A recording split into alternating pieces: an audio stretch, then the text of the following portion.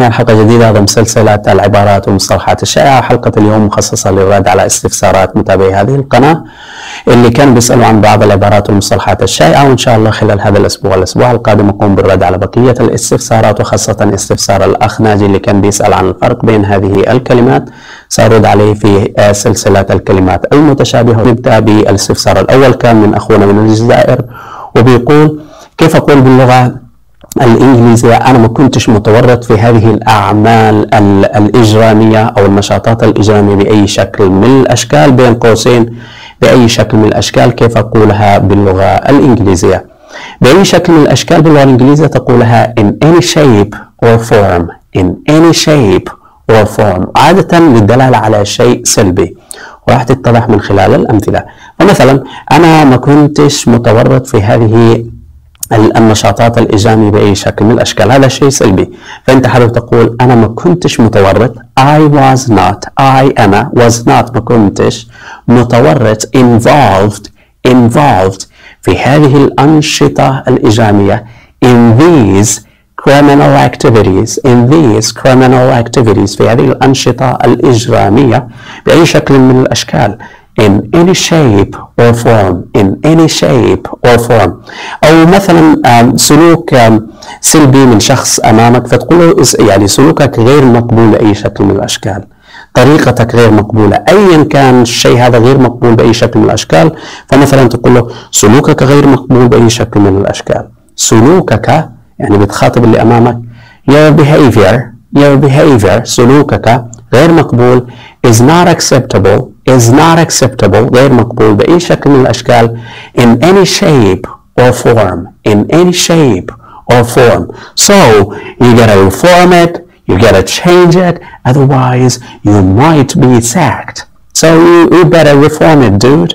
والاستفسار الثاني كان من أخونا من مصر، وكان بيقول كيف أقول مثل ما احنا بنقول اللهجة المصرية فولة من قسمت نصين، يعني شخص شبيه لشخص آخر بالضبط. ففولة من قسمت نصين باللغة الإنجليزية اسمها be the spitting image أو the spitting image، وعادة البي تتحول إلى is، are، was في الماضي، أيا كان الزمن اللي حابب تستخدمه. فمثلا لو حابب أقول الراجل هذا فولة انقسمت من نصين منك، يعني شبيه ليك بالضبط، فأنت تقول هو he is فولة انقسمت نصين أو شبيه ليك بالضبط، فتقول he is the spitting image of you. أو مثلا واحد عنده ولد، فتقول مثلا علي فولة انقسمت نصين من أبوه، فتقول علي is the spitting image فولة انقسمت نصين of his dad. إذا فولة انقسمت نصين the spitting image وتكمل of you, of me, of his dad, of his mom, whatever. Use it as you like. أما بالمقابل يعني مثلا لما تقوم بشيء معين وتحصل على شيء بالمقابل، أو تعطي شيء معين وتحصل على شيء مقابل لهذا الشيء كعملية تبادل، فعندنا عبارتين شائعتين. الأولى in return for أو in return، والثانية in exchange for أو in exchange.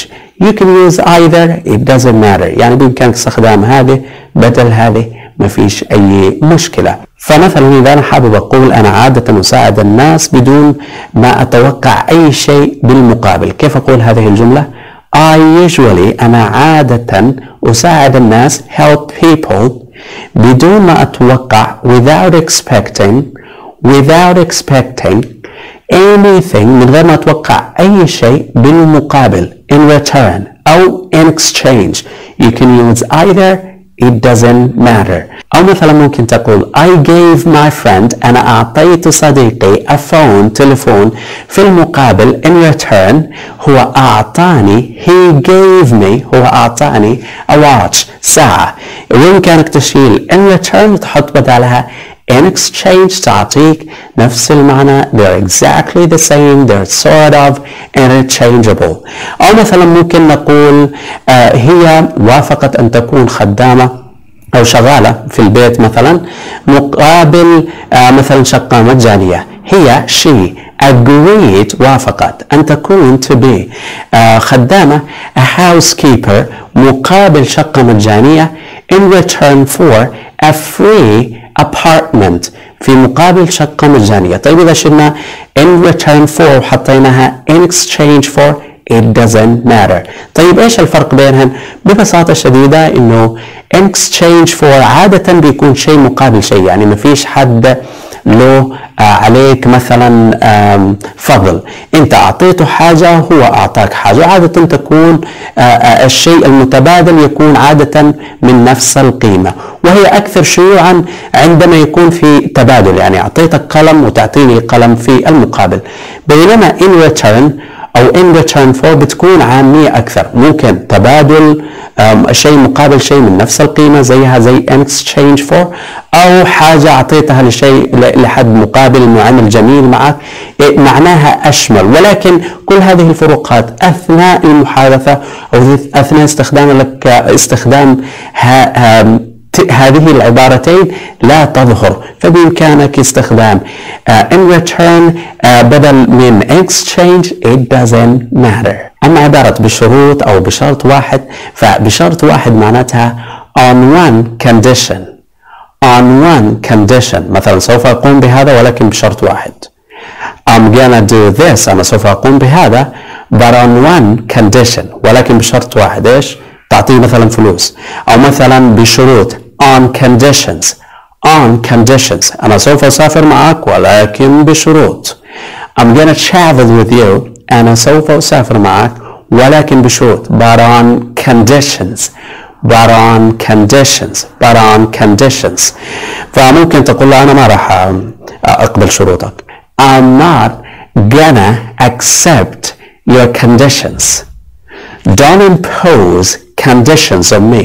لا تفرض شروطك علي.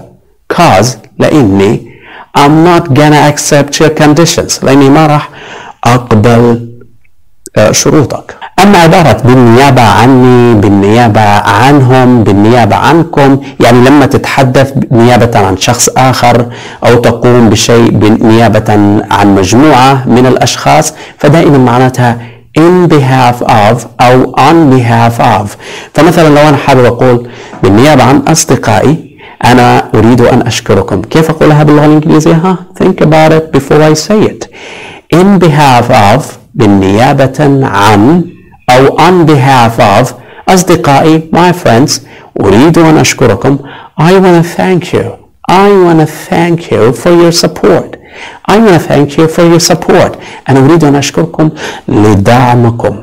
أو مثلا ممكن أقول لواحد لا تتحدث بالنيابة عني. لا تتحدث بالنيابة عني. Don't talk. Don't talk لا تتحدث بالنيابة عني in my behalf. in my behalf or on my behalf. لا تتحدث بالنيابة عني. لا تتحدث بالنيابة عنهم. Don't talk كمل in in their behalf. طيب بالنيابة عنك in your behalf. طيب بالنيابة عنا in our behalf. in our behalf. وتغيرها our behalf, my behalf, your behalf, their behalf. It doesn't matter. أو ممكن تقول I don't want to talk. I don't want to talk on my friend's behalf. أنا لا أريد أن أتحدث نيابة عن أصدقائي. super easy. I told you.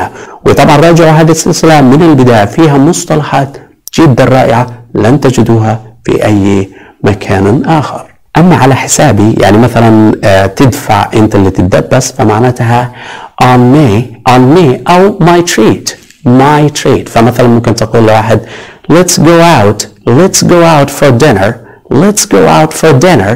يعني خلينا نروح نتعشى. my treat على حسابي يا مان. أو it's on me. don't worry about it. it's on me. أو it's on me على حسابي. أو my treat. let's go out for dinner. my treat. super easy. I told you. أما هذا الاستفسار فكان من واحد من الكويت الشقيقة، وهو بيقول كيف أقول على حساب، ولكن على حساب سمعته، على حساب صحته، كيف أقولها باللغة الإنجليزية. من حسن الحظ إنه هذا المصطلح اللي هو at the expense of معناتها على حساب نفسها نفس اللغة العربية، قد يكون مادي وقد ما يكونش له علاقة بالفلوس. يعني ممكن تقول at the expense of على حساب سمعتك، صحتك، شهرتك، أو على حساب يعني الشركة، بمعنى أن الشركة هي اللي دفعت. فمثلا ممكن أقول I bought this car، أنا اشتريت هذه السيارة at the expense of my dad، أنا اشتريت هذه السيارة على نفقة والدي. وممكن أقول I bought this car، أنا اشتريت هذه السيارة at my dad's expense، it doesn't matter. وممكن تقول مثلا they bought، هم اشتروا these tickets، هذه التذاكر at the expense of the company، على حساب وعلى نفقة الشركة. وممكن مثل ما قلت وهذا هو سؤالك انك تقولها على حساب سمعتك. don't do this at the expense of your health، ما تسوي هذا على حساب صحتك. at the expense of your reputation، على حساب سمعتك. super easy. I told you. والاستفسار الأخير كان من أحد المتابعين بيقول كيف أترجم ألا ليت الشباب يعود يوما لأخبره بما فعل المشيري. طبعا في اللغة الإنجليزية ما فيش equivalent لهذه العبارة، فنضطر نترجمها من اللغة العربية إلى اللغة الإنجليزية. يعني في ثقافتهم ما فيش عبارة توازي هذه العبارة. فالترجمة الخاصة بي أنا، وبإمكانك تشوف ترجمات مختلفة ولكن راح تكون بنفس المعنى. لما ما يكونش عندنا equivalent بتكون الترجمات مختلفة، ولكن في الغالب تحمل نفس المعنى، ما فيش تلاعب في المعنى الأساسي. فالترجمة هنا ممكن أقول if youth were to restore I would tell them what grayness has done. if youth were to restore I would tell them what grayness has done أو what aging has done. it doesn't matter. طبعا أنت لما تتكلم مع الأجانب you better break it down، يعني تشرح لهم ايش المقصود فيه بهذه العبارة، لانه ممكن ما يفهمكش لما تترجمها بهذا الشكل. وبكذا وصلنا لنهاية هذا الفيديو. اذا عجبك واذا عجبك مصطلح معين اكتبه في خانة التعليقات. This is me saying to you see ya. وكمان نسيت حاجة، انه في ناس متخصصين تتابع هذه القناة، في دكاترة في الجامعات وناس متخصصين باللغة الإنجليزية وفي الترجمة تحديدا. يا ريت برضو يشاركونا ترجمتهم لهذه العبارة. Thank you so much for watching and see ya.